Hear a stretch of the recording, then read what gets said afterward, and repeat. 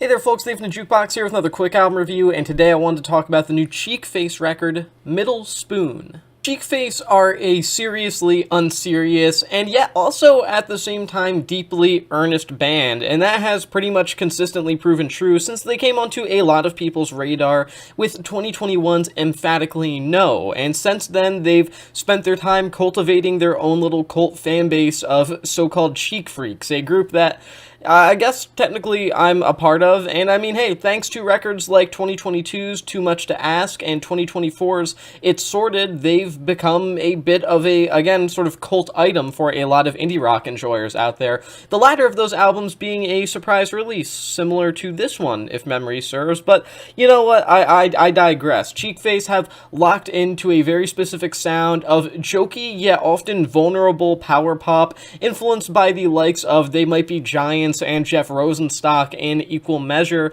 and the result is a universally agreed upon unique band, whether people love them or hate them. I've never seen someone call them derivative of any particular band or sound, despite having their fair share of very apparent influences. And the final result is a group that have consistently done their own thing and really honed in on a particular brand of sort of jokey, sort of serious, somewhere in the middle kind of indie rock, and their latest album, as they fold in some new influences to really ensure that it doesn't feel like they're treading over old ground too much, is another great album from a band that really haven't missed yet. If you have ever given any of Cheekface's previous work a listen and ended up enjoying it, then chances are you are going to go into Middle Spoon having pretty high expectations for catchy choruses, distinct hooks, and I mean,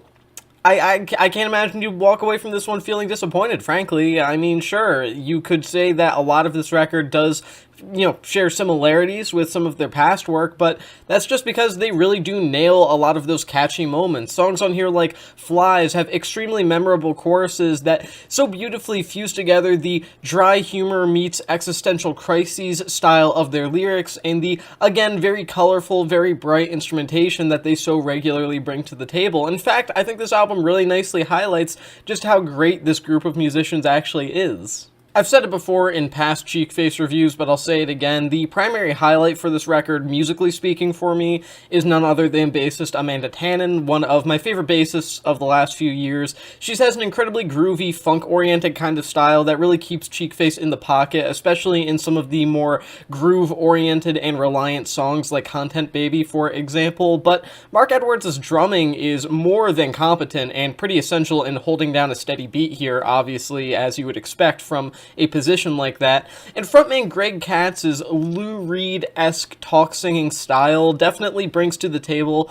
a style and brand of delivery that is extremely fitting of the lyrical style that Cheekface are so known for at this point, leaving a lot of the record feeling very conversational between Katz and the listener, something that I really do enjoy, the intimacy of Cheekface, without them ever feeling like they're sacrificing anything about themselves that is unique to them to feel more one-on-one with the listener. And that's not to mention Katz's guitar work, which is definitely leaning more towards the post-punk side of things, which adds a nice minimalistic overlying edge to pretty much everything Cheekface does, Middle Spoon being no exception. There are legitimately light bits of experimentation to be found here as well. I think that every time Cheekface put out a new album, people fail to acknowledge some of the risks that they do end up taking because they're so focused on, again, a lot of the compositional qualities of Cheekface's songs, a lot of the hooks and bridges that people know them for, that people ignore the fact that they actually experiment a reasonable amount from record to record. Maybe the song that exemplifies that the most here would be the track Rude World, which goes directly into this sort of ska, rock-steady instrumental and even vocal delivery, which I think is really interesting. It's definitely entirely uncharted territory for Cheekface, and that influence even subtly kind of creeps up again for a brief moment on the song Don't Dream, which is kind of a nice reprise of a sound that I honestly didn't expect to even hear on one song, let alone two. And that's not to mention other tracks, especially Military Gum, a very brief cut that nonetheless features a nice appearance from one of my favorite rappers at the moment, McKinley Dixon, who has a record coming out later this year that I'm really looking forward to. But future records aside, really nice appearance from him, and one of the most interesting, just fascinating, bizarre collaborations that I think we'll probably get all year. I love Cheekface, I love McKinley Dixon. Them being together is not something I ever imagined, let alone it working out as well as it does. And I mean, there's even some smaller bits of boundary-pushing kind of qualities here, whether you're looking at something like,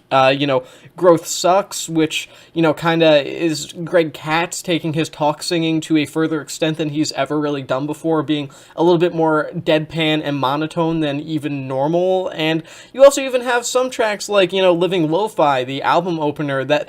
kind of feel a bit more lush than anything that Cheekface has really put out in the past. Mind you, those are a bit of a reach and really more subjective than anything else, but nonetheless, my point still stands. I really do feel like Middle Spoon is a nice even mixture of artistically edgy songs and familiar territory that feel like an even distribution of songs that are Cheekface pushing themselves and songs that are Cheekface demonstrating why they are already a great and beloved band. Middle Spoon probably won't be much of a favor to anybody who are looking for Cheekface to just completely drown themselves in new territory that they've never ever experimented with before, but if you've been here for previous Cheekface records and you've enjoyed them and you think that what they do already with a little bit of experimentation just sort of sprinkled on top would be effective and a worthy listening experience for you and your taste, this is another phenomenal record from a band that have been pretty much entirely consistent in terms of being great from day one and have never really let up on that since then. And for those that can appreciate their unique brand of power pop, indie rock, bizarre lyricism, and catchy hooks, Middle Spoon is another slam dunk for a band that have not missed a single one of those shots yet. I'm going to give this record 4 stars out of 5. With that being said, that is the end of this quick album review. Thanks for watching the Infinite Jukebox, and I'll see you in the next one.